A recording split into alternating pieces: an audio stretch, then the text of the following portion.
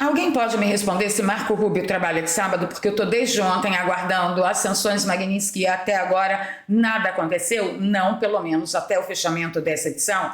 Segunda pergunta, não menos importante.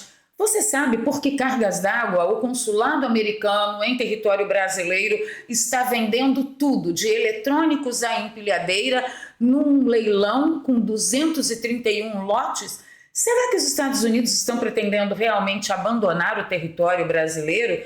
Eu fiquei assustada e descobri também uma notícia que talvez essa taxação da Venezuela contra o Brasil, com taxações de até 77%, colocou os 50% de Donald Trump no chinelo, pode ter o dedinho de Donald Trump. Fica comigo até o final dessa edição que eu vou trocar em miúdos com você, você vai entender tudo. E também vamos passar pelos vários botes com bumbum que a mídia mainstream, a mídia do regime, a mídia capacho está dando contra Eduardo Bolsonaro e acusando ele de estar fazendo um ataque frontal contra a nação, que isso se ameaça e tudo mais. Outra notícia que eu quero mostrar para vocês também foi o tímido, solitário acampamento do deputado Hélio Lopes, que montou uma barraquinha em frente ao STF, sentou em frente à sua barraca, abriu uma Bíblia e o que aconteceu depois disso foi simplesmente magnífico.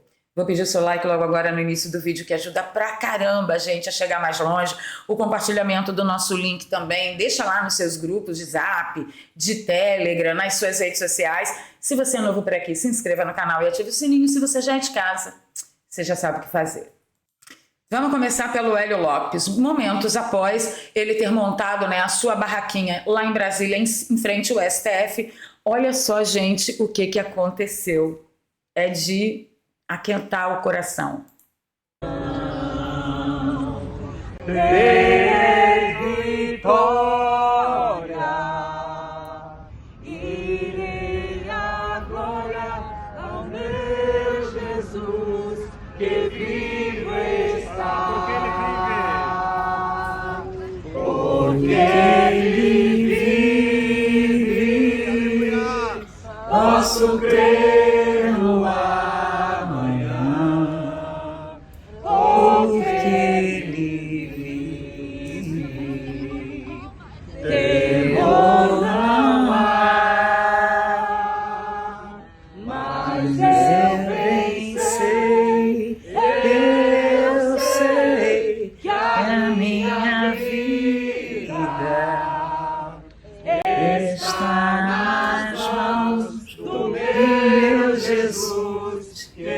Desculpa, gente, foi mais forte que eu. Então, se transformou num culto de clamor a Deus. E a Bíblia diz que feliz é a nação cujo Deus é o Senhor. E que onde há fome e sede de justiça, que todos serão saciados. Esta é a minha esperança. E eu espero, com todo respeito à sua religião, seja ela qual for, que também seja a sua. Vamos de efemérides e cagadinhas do povo que tomou o poder no Brasil? Eu tenho que comentar, que a Janja chegou no velório da Preta Gil sorrindo, gente. Eu não sei o que é, se é falta de noção, desconexão com a realidade, o que essa mulher pretende, mas olha o jeito que ela chega diante do caixão da Preta Gil. Vamos, filha. Olha lá. Sorrisão aberto. Eu não aguento, eu nunca senti tanta vergonha de uma primeira-dama quanto eu sinto dessa moça. Vamos avançar, que a gente vai falar da hipocrisia do Luiz Stalinácio da Silva, dizendo para Trump, dando recadinho para Trump, que nos nossos minérios raros e ricos você não põe a mão não, olha só. Nós temos todo o nosso ouro para proteger, nós temos todos os minerais ricos que vocês querem para proteger, e aqui ninguém põe a mão. Que mentira, que lorota boa, porque a China, por exemplo, acelerou uma corrida bilionária por minerais estratégicos do Brasil, que com os asiáticos tem acordo. Eles estão investindo na mineração em solo brasileiro. Está crescendo o debate sobre uma regulamentação da participação estrangeira no setor, que até então era até meio limitada. Mas agora parece que o Brasil vai abrir as pernas de vez para o mercado asiático.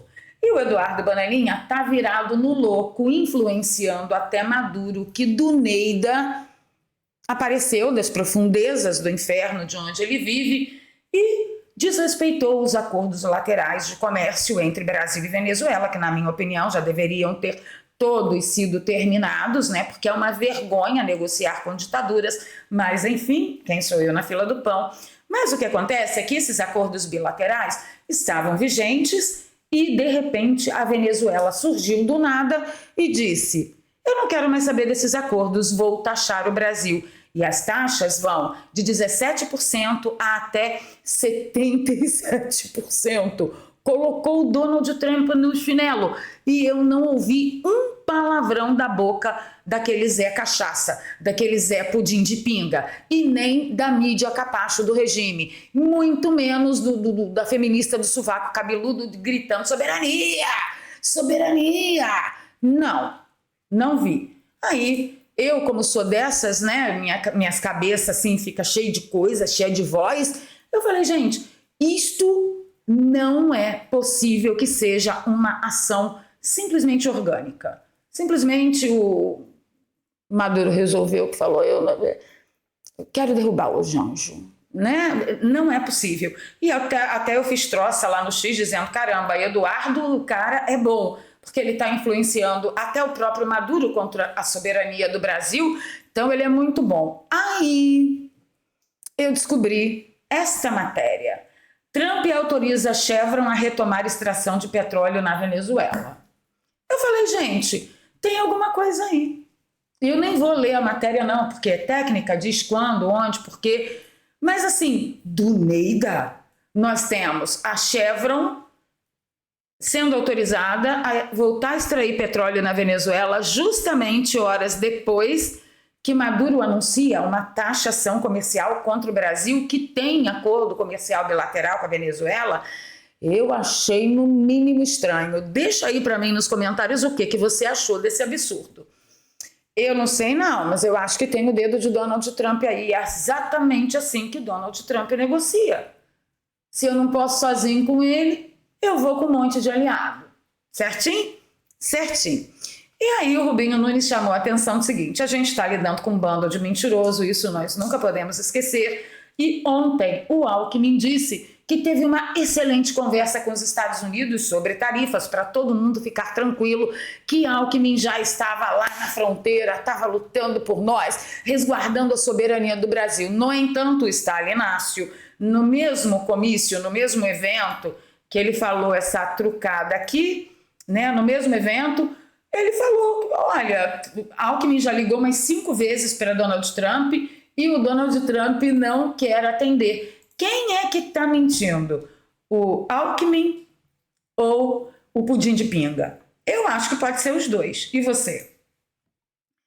Bem, a UOL trouxe um comentário de um especialista dizendo que a respeito do tarifaço de Donald Trump, não do tarifaço de Maduro, o Brasil deve impor resposta de natureza política, porque eles entenderam agora que a coisa é política, eles só não entenderam que esse tipo de sanção é aplicada quando o país vira uma ditadura, né? Mas não disse, olha, a gente tem que acabar com a ditadura, diz que a resposta tem que ser de natureza política. Isso disse um especialista, enquanto o ex-secretário de Política Econômica, o Fábio Kanzuki, diz que tarifaço é pouco relevante para o Brasil, isso é uma bobagem. Embora outro especialista tenha dito que a gente tem que dar uma resposta política, entendeu? Tá todo mundo mais perdido que cego em tiroteio, ninguém sabe para onde que vai e nem para onde que vem. Inclusive, equipe de Lula ouviu nos Estados Unidos que Trump não autorizou diálogo na Casa Branca com o Brasil. Não tem diálogo, o tempo do diálogo acabou, entendeu? Vocês cruzaram a linha, não vai rolar. E enquanto isso, Dona Tereza Cristina está toda orgulhosa, postando no seu X. Estou indo aos Estados Unidos pessoalmente para tentar retomar um diálogo essencial que foi interrompido pela ditadura, Dona Tereza Cristina. E ela continua, a diplomacia legislativa do Senado fará a sua parte pela Comissão de Relações Exteriores, da qual sou vice-presidente. Parece que os especialistas da UOL e os ex-secretários tudo entenderam melhor do que a dona Tereza Cristina, que ainda está achando que isso é uma causa de relações exteriores. E não é, meu amor, não é, querida. Entenda o que está acontecendo com o seu país, que vai alcançar você, tá bom? E ela fala, vamos buscar a defesa do nosso setor produtivo e dos empregos. Fofinha, se essa peste continuar no poder, não tem Estados Unidos que te salve, porque ele vai fechar o regime e não vai ter nem setor produtivo e muito menos emprego. Diz ela que é a missão de nosso mandato tentar proteger os brasileiros das consequências de uma taxação exagerada e injusta, diz ela. Entendeu alguma coisa? Ou não? Ela diz que essa taxação prejudicará a todos sem exceção. Eu creio nisso. Mas essa taxação, ela é muito mais leve do que a destruição que vem por aí, porque o plano de Lula é um repeteco, tipo copy-paste, copia e cola, do plano quinquenal de Stalin. E nós vimos muito bem o que aconteceu com a Ucrânia no Holodomor. Ela não entendeu nada, tadinha. Se você entendeu, digita 1. Se você não entendeu, digita 2 e manda eu explicar de novo, que no vídeo de amanhã eu explico também. Mas o pior de tudo é que parece que ela não sabe ler. Ela não sabe ler. Por quê? Porque Donald Trump disse, acabou o tempo do diálogo. Esqueçam. Mas ela quer ir passear lá no State com nossa grana. A bonitona aqui está dizendo o seguinte. Por que Trump estaria agindo assim com o Brasil? Diz a Natuzinha. Ela destaca que há uma forte influência das Big Techs sobre o governo. E essas empresas, as Big Techs, não gostam de Alexandre de Moraes.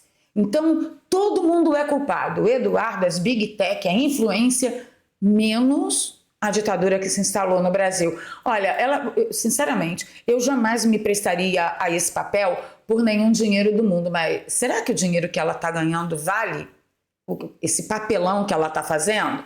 Mas o que ninguém responde até agora?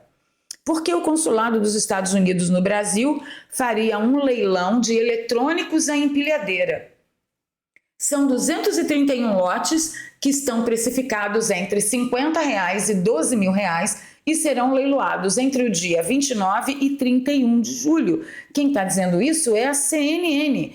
Walkie-talkies, telefones antigos, mobílias, eletrodomésticos, uma bicicleta e até pneus e uma empilhadeira estão entre os itens que a embaixada e consulados dos Estados Unidos no Brasil colocaram para leilão. Será que eles estão com medo de, depois de meter o tarifaço, o Janjo bater com as coisas tudo na mesa e dizer, pronto, fechei o regime e agora é tudo nosso? Inclusive tudo americano? Porque foi assim que aconteceu em Cuba, foi assim que aconteceu na Venezuela, foi assim que aconteceu na União Soviética. Será que eles já estão se preparando para uma bateção de martelo dessa? Eu não sei, sinceramente, eu temo, tá? Porque existe essa possibilidade. A matéria da CNN continua dizendo ao todo que foram ofertados pelo corpo diplomático 231 lotes, com lances que vão de tais a tais que eu já falei para vocês. São diversos lotes que incluem também CPUs, que estão com lances na faixa de R$ 2 mil. Eu espero que eles tenham realmente limpado com um programa específico os discos rígidos, né? Porque sabe como é. E aí eles dão aqui orientação para o leilão que é o oficial, tá? Eu tô passada. Diz para mim o que essa notícia pode significar no seu entendimento. Deixa aí nos comentários. Eu fiquei apavorada, tá? Fiquei apavorada. E a dona Andréa Sadi fez um ataque ali, né? Determinou que Eduardo Bolsonaro está fazendo um ataque frontal contra a soberania, só tem soberania, o Brasil é nosso, os minérios é tudo nosso e da China. O Brasil é nosso e da China, e da Rússia e do Irã. E agora só não é da Venezuela por causa das taxas. É muito interessante que ninguém tenha aberto a boca para falar um pio a respeito dessa taxação da Venezuela, mas enfim. Bem, a esse ataque, Eduardo Bolsonaro respondeu que não, ele não está fazendo uma ameaça frontal, assim como não é uma ameaça aplicar Magnitsky no Moraes. E o Eduardo ainda reitera que ele não assina nada, ele não pode fazer nada, apenas transmite a percepção dele para Washington DC, algo que por muito tempo boa parte da imprensa resolveu ignorar, chamando-me de diversos adjetivos, ele falou. A ameaça é mandar Polícia Federal na casa de pai e tio dos presidentes do Congresso. Concordam, jornalistas da Globo News? Ele pergunta. Ele diz, já disse, inclusive, que estou aberto a contribuir com Davi Alcolumbre e Hugo Mota e colocá-los dentro da Casa Branca para que eles sejam os grandes interlocutores disso tudo. Eduardo está sendo perfeito, gente. Este é o caminho. Mas não posso fazê-lo antes do Brasil dar uma sinalização mínima de que pretende ser uma democracia respeitável. Melhor seria iniciar com anistia ampla, geral e restrita, soltando senhorinhas como a Iracina Gotti e a dona Dalgisa. Repare, eu abriria a mão do meu capital político para Alcolumbre e Hugo Mota selarem a paz. Não sou arrogante, metido como alguns insistem em me retratar. Só quero o melhor para os brasileiros e isso passa por um país onde parlamentares possam falar e postar livremente, eleições limpas e transparentes e sem mais lesões. Eu não sei você, mas cada dia eu admiro mais o Eduardo Bolsonaro. Ele está combativo, aguerrido e mandando na lata, como fazia, ainda faz, né? Mas só o Carlos Bolsonaro fazia isso. Agora o Eduardo bateu com as coisinhas na mesa, ou as coisonas, não sei, e Dona Heloísa deve saber. Ai, que piada de mau gosto, gente. Sábado de manhã é problema. E aí ele tá ali, em cima do lance, e eu gosto muito disso, porque nós precisamos desse tipo de resposta para essa mídia porca que diz, por exemplo, que o que Eduardo Bolsonaro está fazendo é uma atitude miliciana, que diz que quem ameaça de uma forma assim chama-se miliciano, porque Eduardo falou, se não abrir essa meleca para a democracia, a coisa ficará ruim, se não tiver anistia, a coisa ficará ruim. E aí nós temos Otávio Guedes, né, soltando botas com bumbum, dizendo isso aí é miliciano. Então, você quer abrir mão do miliciano e ficar com o guerrilheiro, pudim de pinga? O problema é seu, meu amigo.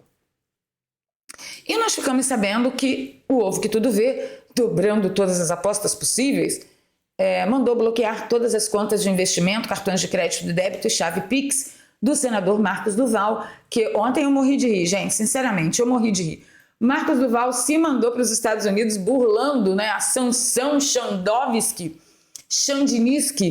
que ele meteu em cima do Duval. O Duval tem outras cidadanias, tem vários passaportes, ele viajou com os passaportes que não estavam pendurados, tá lá nos Estados Unidos falando um monte de merda, dizendo que ele estava lá cuidando disso tudo muito antes que Eduardo e Paulo Figueiredo com o Marco Rubio. Enfim, fanfarrão, vocês sabem minha opinião a respeito dele, mas o fato é que Alexandre de Moraes está dizendo assim, democracia aqui? Não, filho, não. Eu vou defender a soberania soviética, tá bom? É isso. E obviamente que eu tenho que comentar que o Gengivudo disse ontem na timeline que Barroso e o Ovo que Tudo Vê, que está dobrando as apostas todas aí, eles estão lá nos países, né, um no consulado, outro na Itália, em Roma, pedindo para abrir conta em Dubai, pedindo não sei o quê, não tem pedido de asilo, né, confirmado, mas enfim, eu acho a Itália péssimo país para se pedir asilo, principalmente com Giorgia Meloni lá. Eu não sei que tipo de carta na manga esse povo deve ter para poder estar na Itália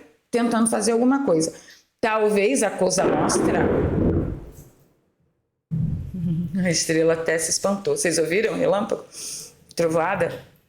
Então, talvez a Cosa Nostra tenha renascido em algum canto lá da Itália, a gente nem tenha ficado sabendo, né? Porque algumas gangues, algumas facções não aparecem. Mas, enfim, o que vocês acham que pode estar acontecendo com esses dois magnetizados lá? Ficando por aqui, pedindo seu like, seu compartilhamento, se você gosta do meu trabalho, aqui tem um Pix, a gente está precisando bastante de ajuda para nos recuperarmos da mudança interestadual que me endividou pelos próximos 10 meses à frente, e eu conto com a sua ajuda. Agora a gente vai para os comentários, né? Porque é nos comentários que a gente se entende e que eu percebo se sim, o meu trabalho está fazendo a diferença ou não, é pelo entendimento de vocês. Então bora lá? Bora destilar o nosso veneno sabadesco? Ansiosos por tudo ser magnetizado aqui no Brasil? Fui.